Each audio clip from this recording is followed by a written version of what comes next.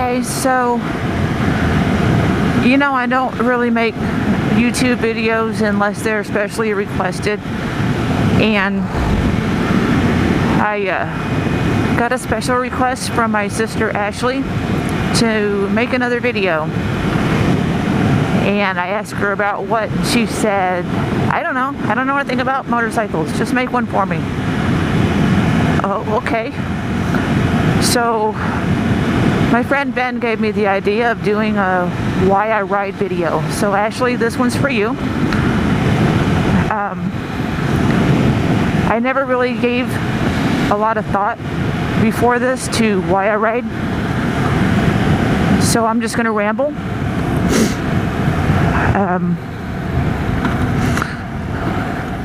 And you'll have to deal with my frequent pauses because I gotta focus.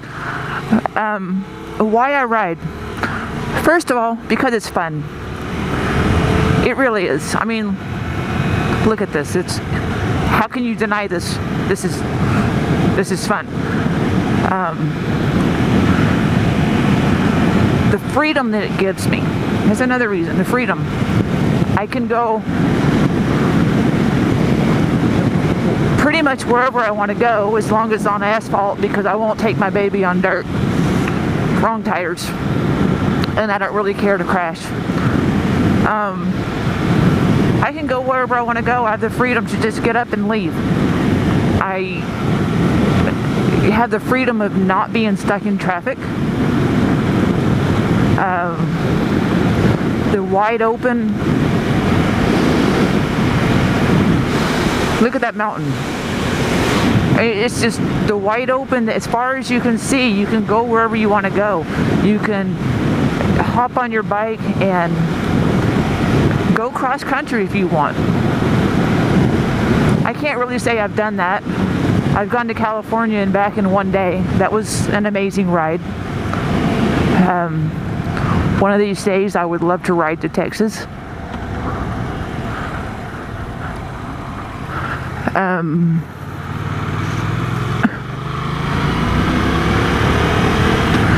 But the freedom that I'm talking about is more so of the people in the car in front of me.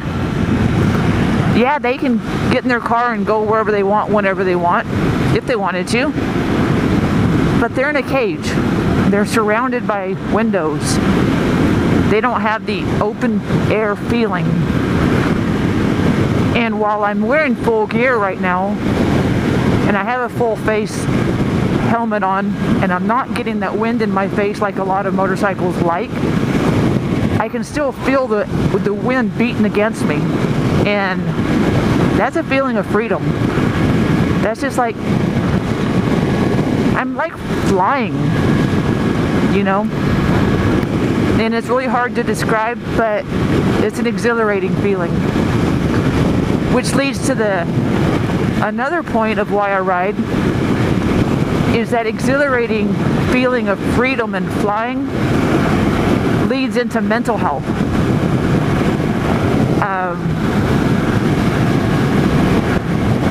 Yeah, I've been suffering from depression for 20 some odd years, and I've dealt with it through medications, and yeah, they help, but sometimes they don't. Even if I'm actively taking my medications like I'm supposed to, sometimes that beast of depression rears its ugly head even through the medications, and there's no amount of medication that'll stop it. It just happens. And that's when I go on a therapy ride. I get to feel that freedom that I crave. And more importantly, when you're suffering from depression, you get these voices in your head that just lie to you, and they tell you that, nobody cares. There's no point in going on. Just lay in bed all day. Sleep the day away. And for no apparent reason. Sometimes I just get sad. Sometimes I'll just lay there in bed and cry, and I'm honest with myself, and I'm like, why the hell are you doing this? You have no reason. Nothing happened. There was no precursor to bring this on. It just happened for no reason at all. And I try to tell myself to get over it. But you know, if you know anything about depression, it's just not that easy. Hello, pothole. So when I take a ride, I get depressed and I go, I'm going for a ride, I'll be back. Okay. And in writing, I'm forced to focus on the now. I'm forced to focus on what I'm doing right now. And in the process of that, I'm not thinking about all the things the voices are telling me to think about. I'm not thinking about being sad. I'm not thinking about, you know, maybe there was a precursor. Maybe something did happen to set me off. I'm not thinking about that. What I'm forced to think about when I take a therapy ride is everything but that. I'm thinking about the potholes that I have to miss. I'm thinking about the oncoming traffic that might want to pass each other and joust with me in my own lane. I'm thinking about the car behind me. Is he getting too close? I'm thinking about the speed limit. I'm thinking about making my corners the right way. I'm thinking about the car that might not see me and just pull out. That's what I call exceptional situational awareness. And for you guys that don't ride motorcycles and you're in cars, you may think that you're a really defensive driver, that you see everything. You really don't. I know, I drive a car. You really don't see everything out there. If I could list everything that a motorcycle rider actually sees, I couldn't, because I can't talk that fast. If that makes sense. You can't verbalize every little thing that a rider sees when we're riding. But we see it all. And it just happens so fast, that the things that we see in the thought process. And that's good therapy, because it makes you focus on staying alive and being a really good rider, and seeing everything you need to see, making plans accordingly, finding your exit strategy should you need one, you know, and all of this takes place within a millimeter of a second. And to me, that's good therapy, because it's making me focus on that and not on the problem that I was having or whatever sad thoughts I was having. It's good therapy. And if riding on a straight road like this isn't enough, I'll head right up that mountain. And I'll take those mountain twisties, because I have no choice but to focus. It is a matter of life and death, and I will focus on it. And by the time I get down, hey, you know what? Whatever I was thinking about prior to that doesn't matter anymore, because I actually spent a good hour not thinking about it. And that's good.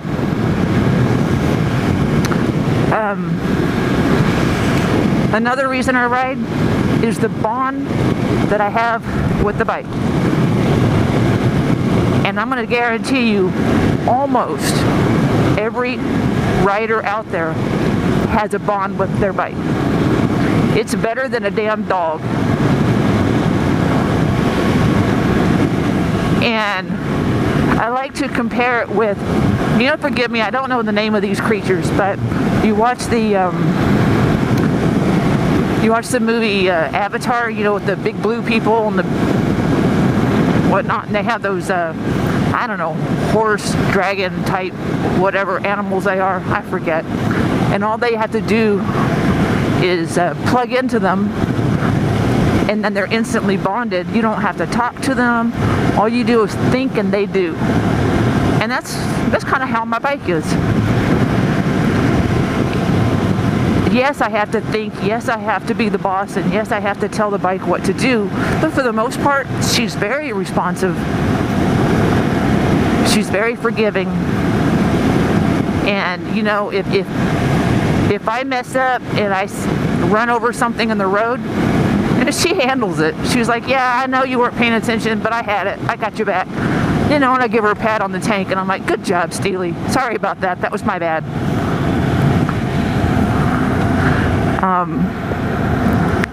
I do love my bike. Sometimes my husband will jokingly tell me, I think you love your bike more than you love me. And in response, I'll say something jokingly like, yeah, you might not be wrong there. But he does know how much this bike means to me. He knows that. Well, okay, let's go to the next topic. It's not a hobby, and it's not a pastime. This is a passion. This is a way of life. And it's such a huge passion of mine that, I mean, he knows it. He understands that. Hello, Mr. Popo. Let me turn my turn signal on so you don't get me for that. You know, you'll look for any reason, won't you? Oh, okay. With my passion for this bike, I strive to become the best that I can be. I don't strive to become the best that somebody else is, because I consider myself a fairly decent rider, but there's people out there that are much better than me, and I accept that. And I'm not striving to become them, I'm striving to become the best that I can be. So I practice a lot. I'll take time and I'll go to the parking lot. I'll practice my quick evasions. I'll practice my quick stops. I'll practice my slow speed turns, my slow speed maneuvers, my U-turns, because contrary to popular belief, going slow is a lot harder than going fast. Anybody can twist the throttle. Going fast is easy. But when you do go fast, you also need to realize you better know what you're doing and be prepared to make some evasive maneuvers. And the only way to do that and have it muscle memory is to practice. And so that's what I do. I practice because it's a passion of mine.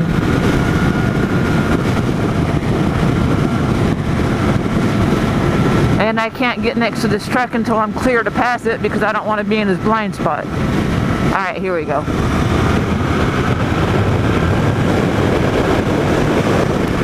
So, there's a big passion for riding a motorcycle. Now, granted, there are people out there that ride just because I don't know why they ride if they don't have the passion for it, to be honest. I don't. Maybe they think it's cool. Maybe they think it's economic. I do get good gas mileage. But this shit's fun. I wake up thinking, I'm going to go in the garage and have a conversation with my bike. I miss my bike. And like I said, she's gross. That truck is blowing hay all over me.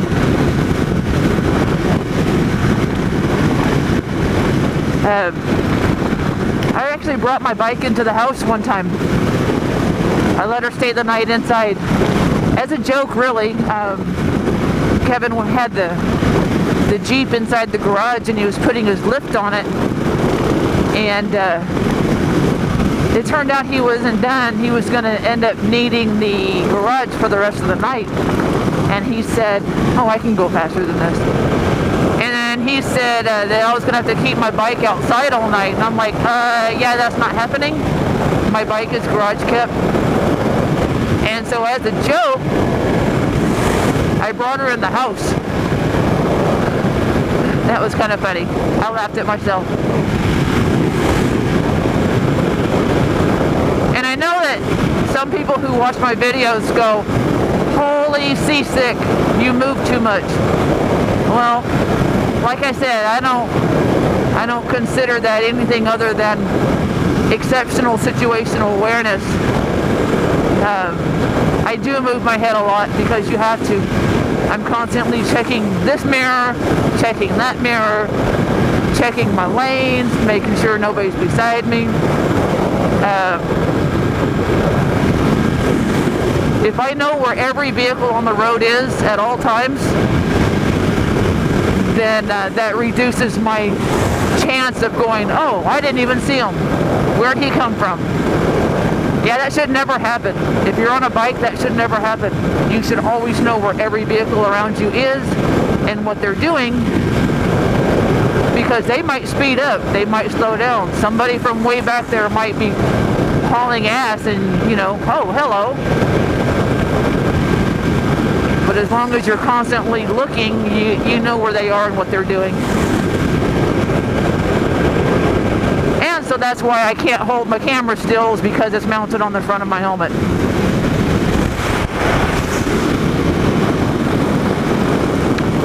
So anyway, those are some of the reasons why I ride. Just for you, Ashley. I know there's a lot more reasons why I ride. And if you notice, I did not mention I ride because I'm female and I got something to prove. That has absolutely nothing to do with it. And this car right here, yep, I'm gonna go ahead and slow down and let him come in. I could be a jerk and just maintain my lane and go, yeah, well, you didn't yield. But what good is that gonna do me if he hits me? I'll just let him have it. So, no, being female and being a rider has nothing to do with why I ride. In fact, for the longest time, I've been trying to hide my feminine features, wearing all black, wearing a full face helmet with the black visor.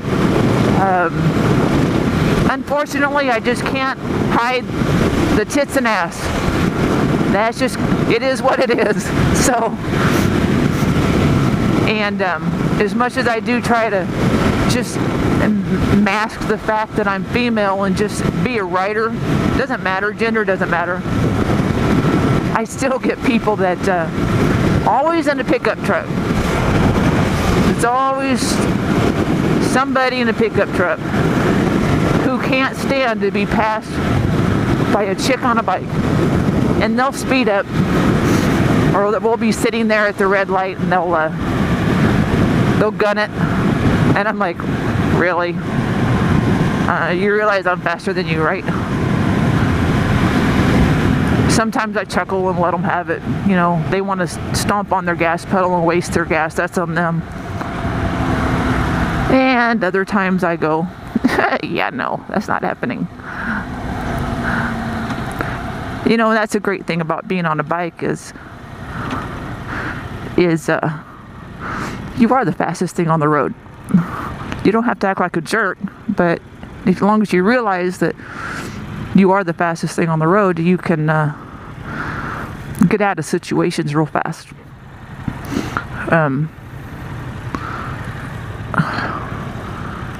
Yeah, I don't need to be reading my conversations. Hell, I don't need to be reading my conversations while I'm on the bike. But,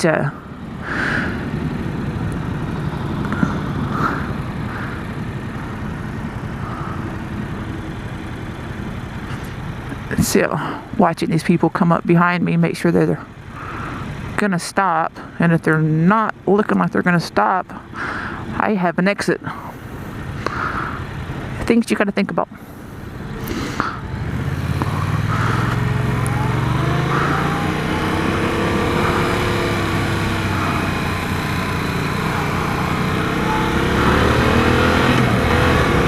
So anyway, I'm on my way to work. You guys don't need to be seeing where I work, so I'm gonna cut out here.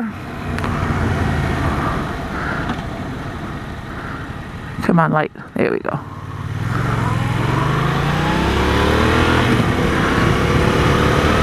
So anyway, ride safe. Love you, Ash.